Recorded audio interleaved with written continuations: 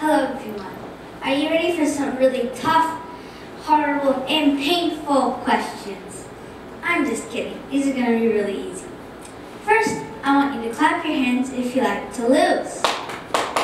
Congratulations, at least this one person. Now, clap your hands if you like to win. I like winning too, which is exactly why my presentation is Why Don't I Like Losing? When I was younger and I lost a game, I pretty much not want to play it ever again. One time I lost a Monopoly 6 years ago, and I didn't play it again until this year. But I lost again. How do I feel when I lose? Normally I feel sad, but sometimes though, I get angry. Here is a picture of my angry face.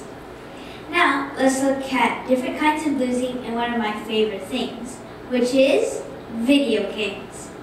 In the popular game Minecraft, you play in survival mode without cheats, you die, and you lose everything you have with you. In another popular game called Halo, you don't lose anything unless you got it after the last save point or checkpoint.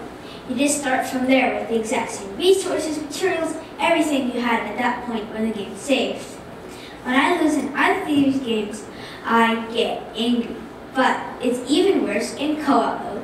What is co-op mode? Co-op mode is when you're either sitting beside someone and you're playing on the same console, or that same person's probably somewhere else in the world, and you're having to use the internet to play with them together in an online game. When I lose in co-op mode, and the person I'm playing with didn't lose, I get even more angry than before. But there's actually research behind this. Research has shown that the brain actually sends out different signals depending on whether you're playing against an AI or human adversary, and sends a stronger signal if you're playing against a human rather than just an AI character. But what about violent games? People used to think that violent games made people violent. Well, this isn't necessarily true. Some hostile behavior from gamers is actually linked to losing the video game they were just playing, not necessarily the violent content. In fact, participants in a study got even more mad playing a non-violent game that they had no idea how to play, rather than a violent version that they actually knew how to play. When we quit because we're mad at a game, that's called rage quitting. But why did we rage quit? Well, a study done by the company Valve, the creator of the game Dota 2, realized that Dota 2 was not always the reason of players rage quitting. Most of the time, they actually rage quit due to in-game communication between the players. There's a chat, or voice chat, or really any other way two players in the game can communicate outside of playing with each other. But this isn't only video games where people rage quit. When people feel they have no control over the outcome of the game, that leads to aggression. But why does losing get us angry? Well, a feeling of a lack of mastery of the game makes us feel less of a person. The usual response to this is getting angry at ourselves, or sometimes others, like my dad at the Xbox, which you can see there. So, me rage quitting a video game is not very different than my dad's antics when repairing something around the house. That's because we share the personality trait that reacts with anger when we feel incompetent. But wait, could it mean that that's actually my genes' fault I get angry? Well, maybe, but I doubt it's the kind of genes I'm wearing right now. It's probably the kind of genes inside me.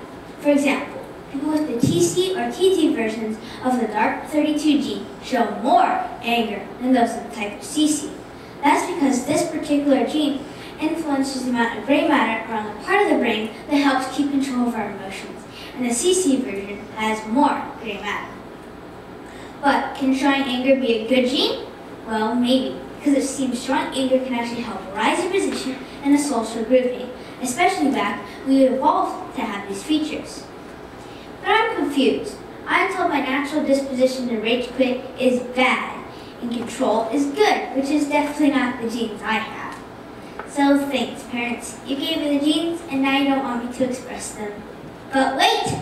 A 2009 Harvard study of adult development found those who keep a check on their frustrations are at least 3 times more likely to admit they have disappointing personal lives than those that will actually show their frustration. So we're definitely best off without getting angry.